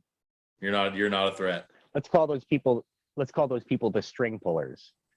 Yeah, you know? Sure. Oh, when I was younger, people I'd be like, well, hey, they are trying to make you do this, say that. And people, as a way of shutting me down, I mentioned this before, they would say, well, who's they? Who are they, right? And it's like, they is whomever is pulling your strings. Yep. You know, they are the ones who are calling the shots. Can I point a finger at them and say, oh, well, it's that guy right there? No, I can't. But I can tell you that guy that is pulling the strings exists, because I can see everyone dancing to the same tune. Yeah, we can see. You know, let's call him Stromboli. Yes. Right. Exactly. It's exactly what that is. But yeah, and that's the thing. I mean, I'm definitely no better than anybody. I mean, I've fallen for that stuff hook, line, and sinker more than once. But now that I'm older and I'm aware, I mean, I think the best thing that we can do is just explain, you know, try to point out what's going on, and just try to get folks to be aware that, you know, just that perfume ad, or that car advertisement, and I've brought this up before, man, like one of the sickest things that I see in advertising is you're not going to date that girl unless you have these shoes. She's not going to go out with you unless you buy this expensive bottle of bourbon and put it on your shelf. She's not going to want you. Like, and that goes back to attention, and it's all like I said, last time we talked in this, they go hand in hand. I mean, they are one and almost the same. They go hand in hand together. And I just wish that more folks would kind of take time to understand and take a step back and say, okay, I'm all over the place tonight. I apologize. I'm just Nah, it's all good. I sat in meetings all freaking day today with different parties, and I am fried, but I'm happy to be here. What I'm getting at is one of my favorite things to do, and I even do this with my kids, is let's say we see some sort of advertisement. I'll ask either myself or I'll ask them, like, why do you think, what's the motive here? And it's never what's on the face. It's never what's on the face. It's never, hey, our product is fantastic, you need to buy it. That's one thing I want to talk about. Anymore, in any type of advertisement, it's rare to see somebody just say, here is my product and here is why it is awesome. You don't see that much. What you see is here is this product. If you don't buy this product, you're going to look like this guy. And it'll be some, you know what I mean? It'll be some negative portrayal of something, right? It's 100% based on getting you to have emotion tied into it. I would love to see a car commercial that just says, hey, this is our model of car. We've tested this for X amount of days or maybe up to a year. We know for a fact that this car will go 300,000 miles with little to zero maintenance. No, they don't say that. They say, here's this car. Here's a beautiful woman in the passenger seat. Or here's you doing a burnout in front of all your buddies and look how cool you look. It's never, hey, this thing's a really fantastic machine and it's reliable. You don't get that. They're selling you a lifestyle. Yes. Lifestyle. They're not selling you a car anymore. Maybe even a false opinion of what you will be. They're selling you a false look at what you'll become if you have this product. Yeah. It's insanity. I think another great question to ask your children is, why are they using this technique to sell it to you? Yes.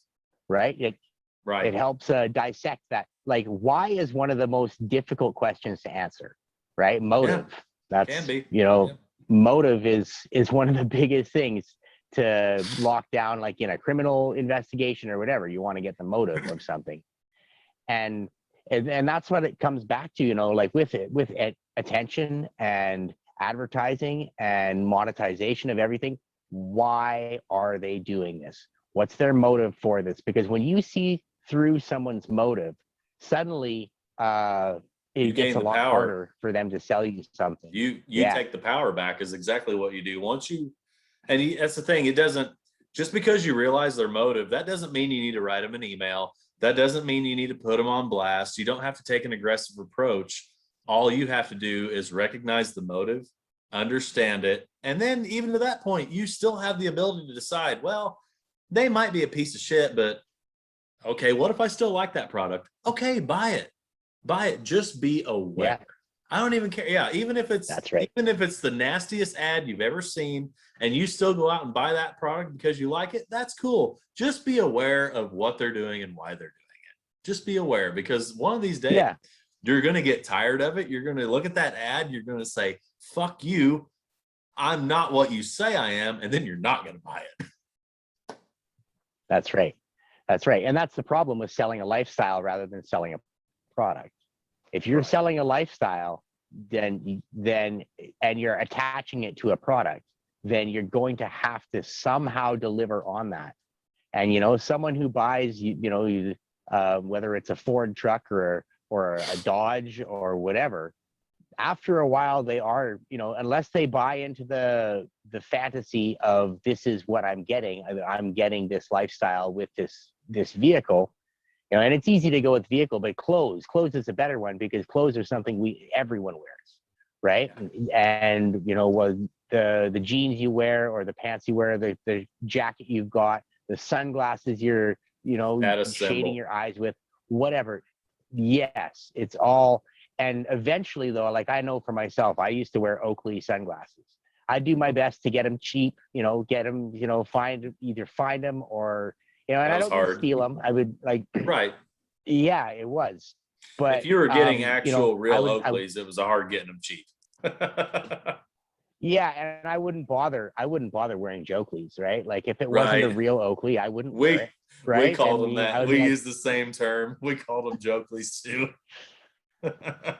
yeah, and I mean, I was wearing them because of the name brand. I wasn't wearing them because I liked that style of sunglass Right. because I Oh didn't. yeah, I was You know, guilty of that too. it was Absolutely. awkward on my face. You know, I like the lenses, I like the craftsmanship, the quality.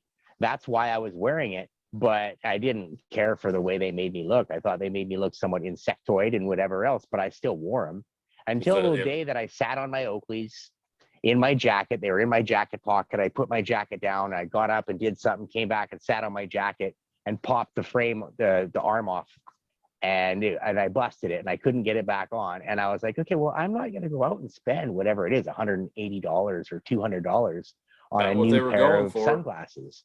Yeah. Yeah. And I was like, no, I'm just not doing it. And so I went and I bought myself a pair of cheap gold rimmed aviators. And that's my go-to these days. They make me look great. I get all kinds of compliments when I'm wearing my aviators. Right. And I feel very retro and cool that way. And so I mean, I just made up my own image that I wanted to look be, at what right? happened. Look at what happened here in the 80s with Jordans, the shoes. Oh yeah. I mean, I think that was kind of there were murders that that's kind of where it resulted in took that. off. Yeah, I mean, that product line ended up in multiple murders. Absolutely, people killing each other for these things because it was such a status symbol. And shame on him for letting that happen, because he could have used his voice and said, hey guys, let's stop doing that to each other. But instead he invested in prisons. Yeah, you know, I heard a thing on him not too long ago, and it seemed like he maybe wasn't the greatest kind of guy. I've learned a little bit more. Do you watch Slow News Day? No, I don't. I've been honestly, I've been fighting a bit of depression here in the last while, and so I've been trying to stay away from stuff that's a little bit too intense and grim, and I've been kind of going more towards comedy. Are you aware of the show though?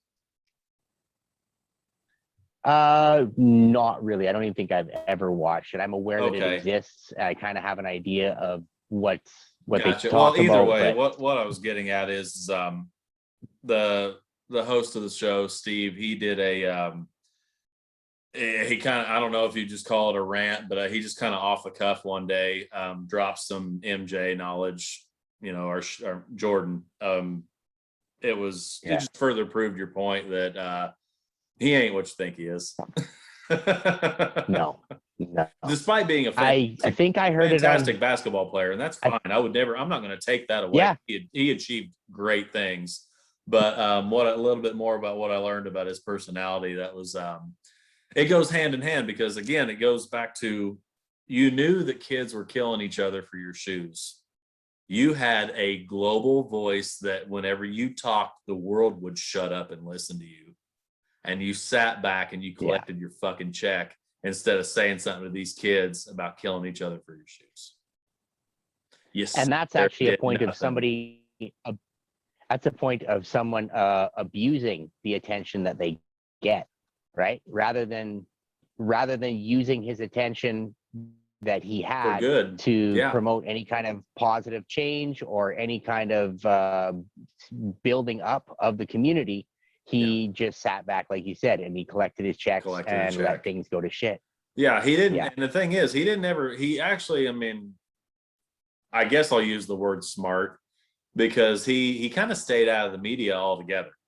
He just played ball. He didn't do a lot of interviews. You didn't see him acting like some of the current fools that are in the league now that tend to get political and shoot their mouth off about everything on Twitter. He stayed out of all of that too, which just tells me wasn't that because he hung out with known gamblers though? Well, that was part of what Steve went off about, was the fact that he had some of the most severe gambling debts you would ever impose on a human being. Yeah. So to your point, we're on the same page there. That on tinfoil hat. Yeah, we're on the same page on that for sure. But again, I'll say it again, you could have stepped up. you could have went on TV and said, hey, let's stop killing each other. They're just shoes. Yeah. That's all you had to do. Yeah, but that might have brought down the sales, and then those checks would have been a little bit smaller. My God, Regan, once you hit 100 million, do you need any more? I mean, I know for a fact I'd give a lot of that shit away. I'd put it in the right place. But I mean, I'm not any better than anybody else. I just need to shut up about that. But well, yeah, back to go ahead. I think one of the Rockefellers once said, someone said, how much is enough? And he said, just a little bit more. It's never enough. Every That's time right. every time I get it, and I'm guilty of it too, Regan. Every time I get a raise, I wish I would have got more. And I'm just guilty. I am.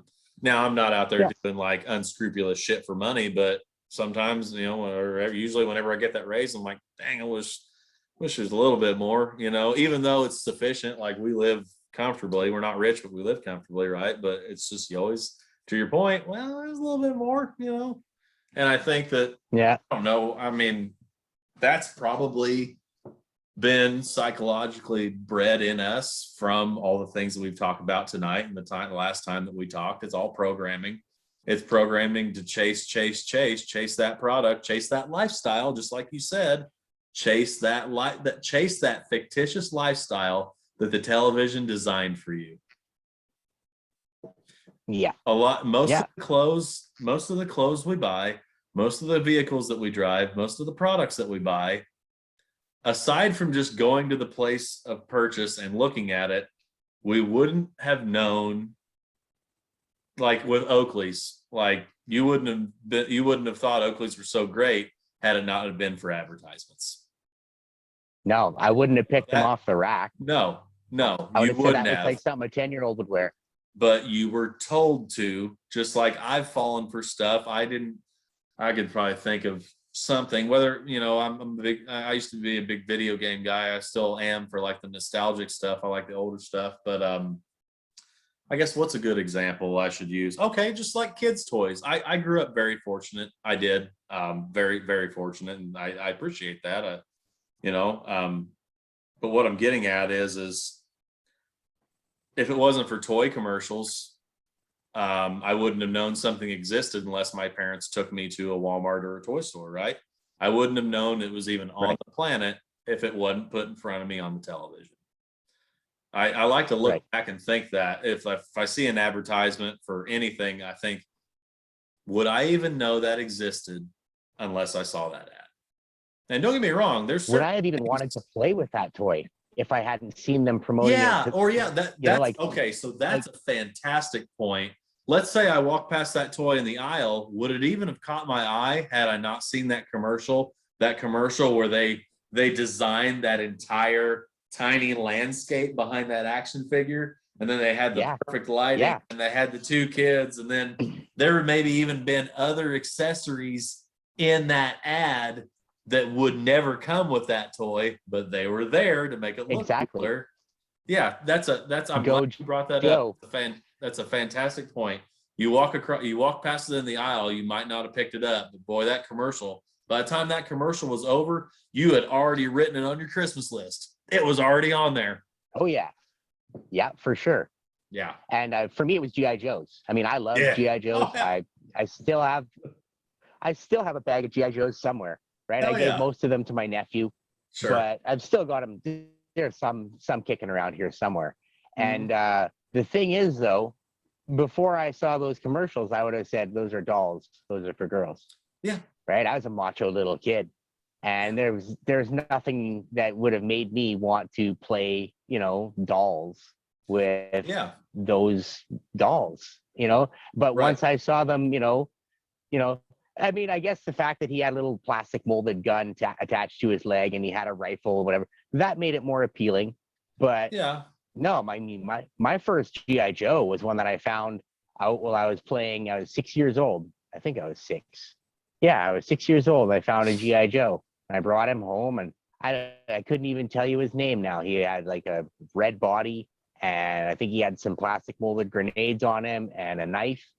And he was one of the G.I. Joes. He wasn't a Cobra. Yeah, he wasn't Cobra. Right. No, but yeah, I mean, that was like, that's where it all started for me. I was like, well, this is cool, but I knew that already I had seen commercials, right? And just like you were Yeah. saying, there was blocks, there was like, fake mountains that the GI Joe Yeah. stood on, and then they had the Yeah. guy shoot at him with the missile launcher, and and then Camera the angles. plane comes crashing through the blocks and everything else, and it's like, yes, all this stuff is stuff that a child could have in their toy box, but it wasn't stuff that I had, and Right. so that whole scenario, You my had to GI Joes recreate played it in on your mind. couches. Yeah, my GI Joes played on couches and Oh tables, yeah, same right? here. Like it Yeah. was, Yep. Yeah, we would or they didn't have perfect landscapes. no. My Ninja Turtles were on the school playground, and we had them in the rocks, and we were playing with them and this and that, right? But yeah, I'm glad you brought that up. Is like, would I even have bought this had it not been put in front of my face? Good chance, probably not. And I probably would Probably have been not. Yeah, just as happy without it. Good chance of it. I was a gun little boy. Like I Okay. liked toy guns. I wanted to be the GI Joe. I didn't want to play with him, Right. right? Gotcha. That makes sense. Yeah. Gosh, there was something else. I can't think of what I was going to say. I mean, we've hit all the different facets of, well, maybe not all, but we've definitely hit several different facets. What do you think about the subliminal stuff that gets slipped in? Like maybe let's say something that gets slipped in like a camera frame, but it's like such a quick flash that you don't really pick it up. Have you ever experienced anything like that? Or maybe have I've you never ever caught any of those. Yeah, I haven't either. I feel like I've been told they exist, but I've never like consciously noticed it. I know that there's Sorry, oh and go ahead. oh, I was just having some issues with my light there. Gotcha. Go ahead. Now I do know in movies and TV shows as well, you might not have that subliminal flash that's like printed in between, spliced in between frames, but they will take a camera and pan it over to a sign or a billboard for 3 to 4 seconds, or maybe 2 seconds, just long enough to plant an image in here. And then that's all it takes. Yeah. It's just a quick flash, Yeah. but it's in there. It's there. Well, You and just store like it. he said on Fight Club, he said it only needs to be there for one frame, and your mind picks it up as though it was completely there, right? And that's the way they even did it. They did like they cut the frame of the penis into Yeah. right into the movie, right? At the and, Like and he's that's doing the it end up scene, right? on Is that the ending scene? I think so. Yeah, near the end. Yeah, Yeah, I on think a big so. billboard or But something. like Tyler Durden is doing it, in the movie. Oh, he's doing this thing. But then all of a sudden they flash one on the screen for you. And I was like, oh yeah, I totally just had somebody's junk thrown in my face. Right. Another point you brought up earlier that I wanted to touch on before we shut anything down here is the radio. The radio is a sleeper for I think so sure, too. because, and I came up with a good reason there while we were talking, but I forgot to put it in later on. So I'll say it now. People don't watch television while they're at work, but they do listen to the radio. Yes, they do. Or in Truck their car. drivers, Yeah. they got a radio on all the time. People in retail have a radio on. I know in the shop I worked in, the radio ran nonstop. Like in the tire shop, there was always the radio running. And And you'd if you hear the didn't like what was same on the radio, you'd hear the change it to a same different three ads channel. all day long. If you listen to the same station, you'd hear Yep. the same 3 or 4 ads for your entire shift. One thing I've noticed is that even on here, Spotify, like because you want to talk like radio, Spotify's horrible with shoving ads up your ass. I mean, don't get me wrong, even some of the content creators, they do ad reads, and that's fine. I get it. You got to compensate. You got to have some revenue. Yeah. I understand that. I don't mind ad reads. Right. But it's whenever it's a literal commercial. I'm sorry. Right. I shouldn't have said Spotify, because I don't think that one, it was Pandora.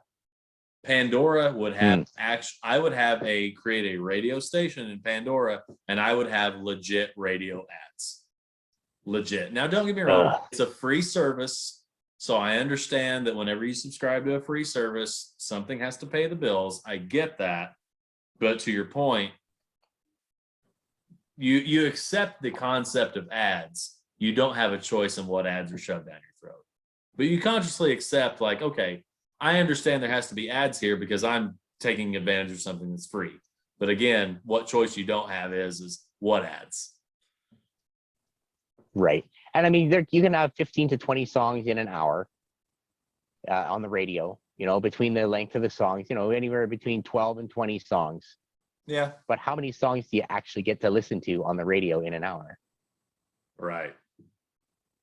I'll have to check that out, honestly. I'm sure it depends on the station. I just thought of that now. Yeah, it'd be like something you do a time study on, right? Kind of tally them up. Yeah. I know certain stations out here are different. I know there's one station that I finally just had to turn off just because I couldn't handle it anymore, because it was mainly medical procedure ads all day long, because we're at the height of that right now. So I was just like, I can't take this shit anymore. I just shut the fucking thing off. But even the other station that and even if it wasn't the medical procedure ads before that, it was election. And then this station just was, and I don't care what side you're on. I don't want to hear about it. I don't, But I ended up switching up, and this other one is a lot better for the short times I am in the vehicle. Oh, good. Yeah. Good. Right on.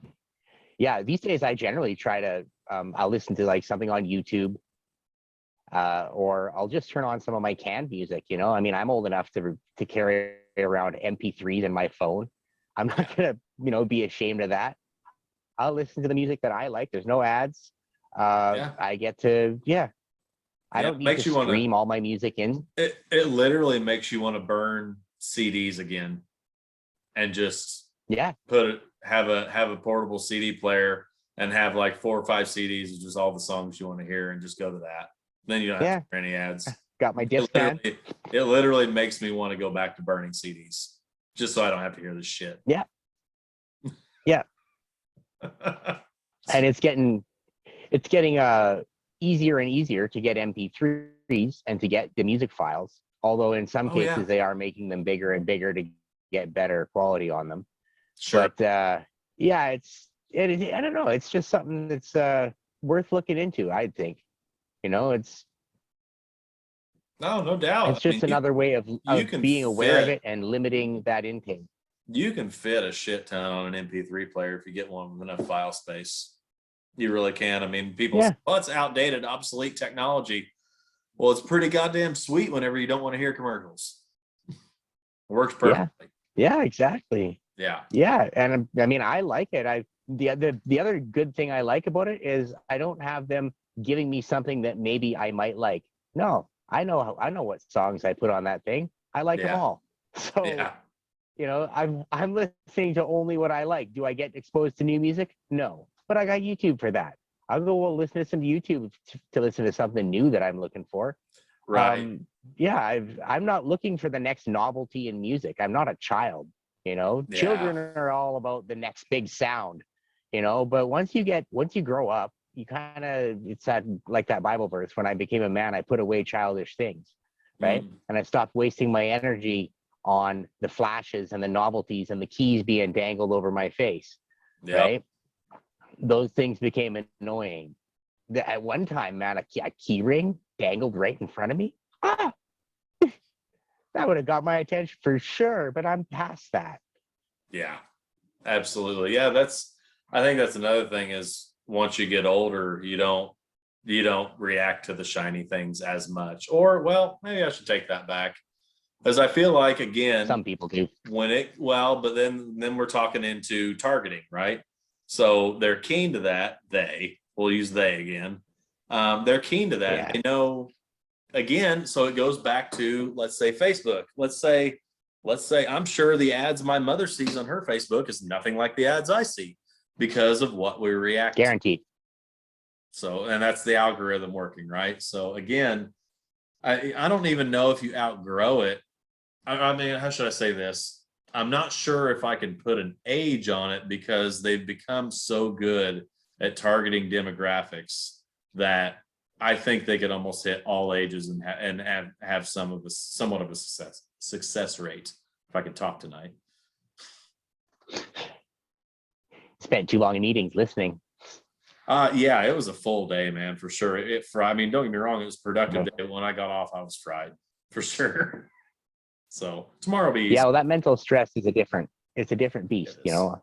Yeah. I know in the tire shop I worked in, the one guy was a great tire guy, but he wasn't really, and I'm not gonna talk shit about him. He still has that job and he's doing great. But his natural inclinations was not towards working on a desk, shall we say. Right? His ability with tires saved my life more than once. But when it came to working on a desk, you know, 245 would roll around and he's sitting there doing this, you know, like, because he's mentally burnt by he's that not wired time of the day for it. and still has to push himself through. Yeah, exactly. Yeah. I have that problem because here before long I'll be out of the desk and back on the warehouse floor. But for as of right now, for the past 2.5 years, I've been stuck at a desk, and I know for a fact I'm not wired that way. I had a desk job before for a year, and I gained 35 pounds, and I quit, and I went back to, you know, managing on the warehouse floor because I was walking all day and I felt better and I was, you know, up and active. And the reason I took this job is because I knew eventually I would be back on the warehouse floor, but I knew immediately it wouldn't be there. But I took it because the opportunity is fantastic. And again, though, I guess what I'm getting at is yeah, I'm stuck at a desk right now and I am not wired for it, but I do see light at the end of the tunnel. Being in the next 6 months or so, I'll be back to my old grind where I'm comfortable. Nice. So it's temporary. Good to hear. That's all I'm getting at. But to sympathize with your friend, I fucking hate sitting at a desk for 40 hours a week. I can't stand it. Yeah. I just that was always more my angle. Like I didn't have too much of a problem sitting at a desk. I lived in a family that was very active and very much more like, you know, get up and do stuff. And so that wasn't encouraged. So I got these get up and do things jobs. And I spent a lot of time miserable. I had, I don't want to say bad feet, but I have differently shaped arches to where when I'm up on my feet for about 2.5, 3 hours, they start to ache. And, you know, if I have insoles in there, I can make it about 6.5 hours on my feet. But there was days when I would be sitting at home. I'd come home from after 9 hours of work, 8 hours of work, and 1 hour lunch, right? So you're basically up and doing stuff most of the time there anyway. And I would come home and I would sit down on the couch and I'd sit there for about an hour and a half and not really be able to get up. Like I'd be sitting there and having to pee, and I would be like, okay, I need to pee, but I'm not going to because my feet hurt so bad. So I'm going to wait. I'm going to see if I can wait another half an hour. So I'd be sitting there with my feet aching and my bladder exploding. And, you know, and like, I just wasn't wired for that kind of work. I could sit at a desk, you know, I could do paperwork and whatever, as long as I'm getting paid for it.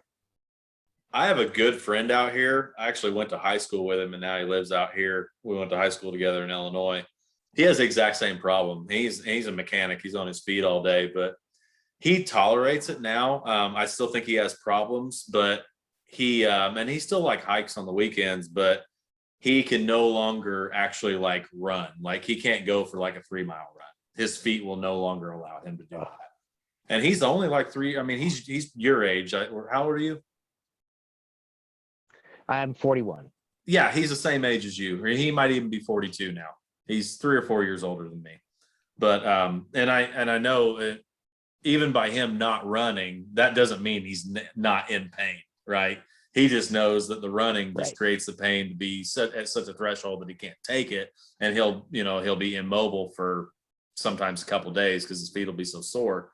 But I know for like, I'm just, you bringing that up. I got a friend that's in the same boat. Like he's on his feet all day. He's a very good. I mean, this guy is a wizard at turning a wrench. Like he's just mechanical genius, and that's his bread and butter. But I'm sure one of these days his feet are going to be like, you can't do this anymore. And he's just not that. Yeah, and that's sad. that's sad because it's like I sympathize with that heavily because it's it's something that I actually suffer with. But what I've done to get past it is I've got the insoles and they do help a lot. So I can actually go for a run. I haven't been going for runs as much as I should. But Same and here. just the other day I ran a full mile without stopping.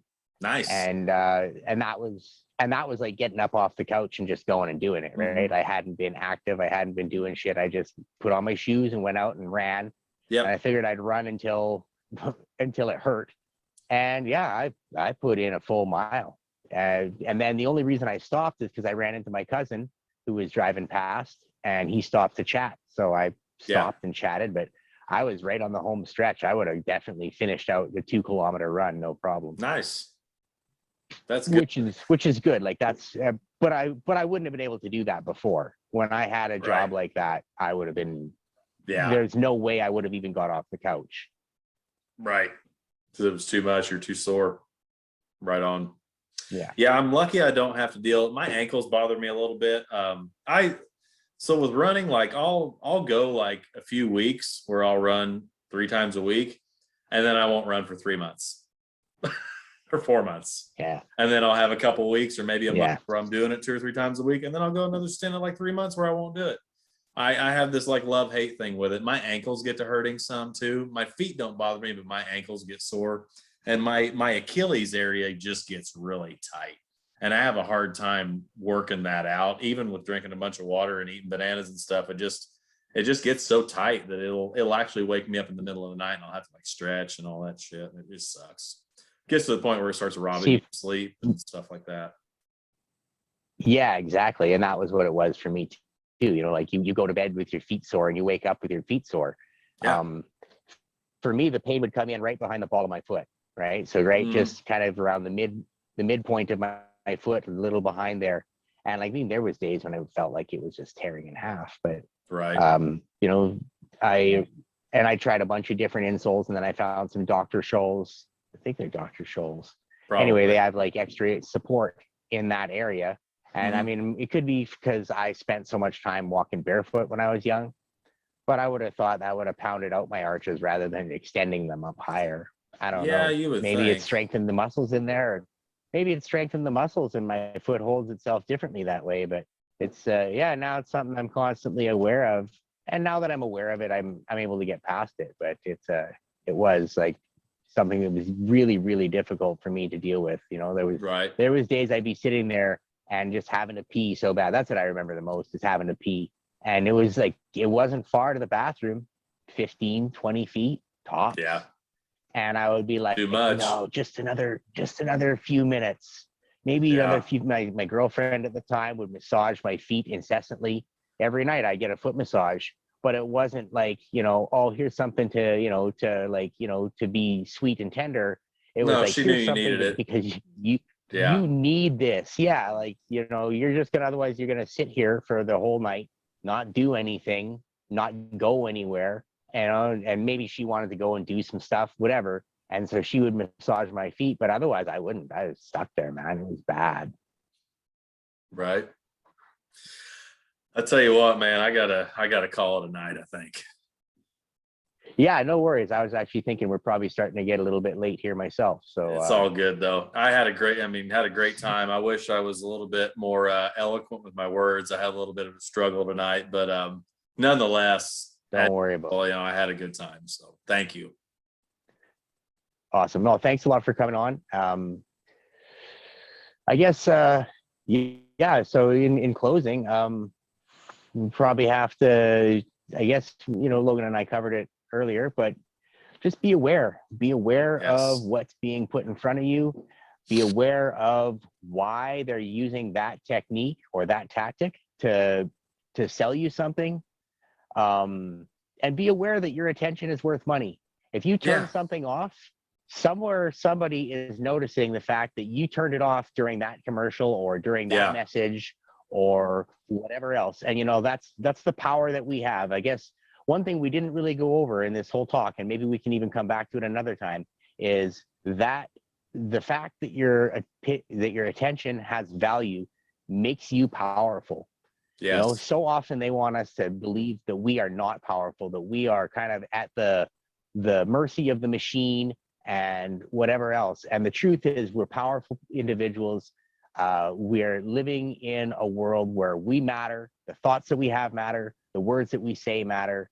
And the things that we see and put into our minds matter. And I mean, I know for a long time during my childhood, I didn't want to believe that the things that I put in, you know, I can watch any movie, I can do whatever, but it does affect you. It does change you. And it's all about getting your attention. It really Yeah. is. It all comes back to that same point. Yeah, one thing to your point as well, and it's not. I know we talked about this earlier, but in closing, it's not even always about currency either, though. It's sometimes what you're seeing is to get an emotional reaction out of you, but not only that, but again, almost weaponize you out in public to spread an agenda, to push a narrative, et cetera, et cetera. It's, don't get me wrong, I still think 70 to 80% of it is targeted towards your money in your wallet and your bank account, but there's still a lot of emotional weaponization going on out there too. And it's dangerous. It's not good. It scares the shit out of me. Yeah. Because I see it working. And I'm like, yeah. Because it'd be one thing if I saw it and then I saw it failing, I'd be like, fuck it, whatever. No, I'm seeing it and I'm seeing it work. And it's terrifying. It really is. It really is. Yeah. But anyhow, thank you again. I appreciate being on here, man. I really do. Awesome. To everybody watching, please, you know, like, share, subscribe, do the whole, you know, support the YouTube content creator thing. Please share, especially. That's my biggest way for other people to see this and to take part in this discussion. Yeah, I guess that's we'll close on that. Have an awkwardly awesome day, and remember that God loves you, and so do I. Right on. Peace.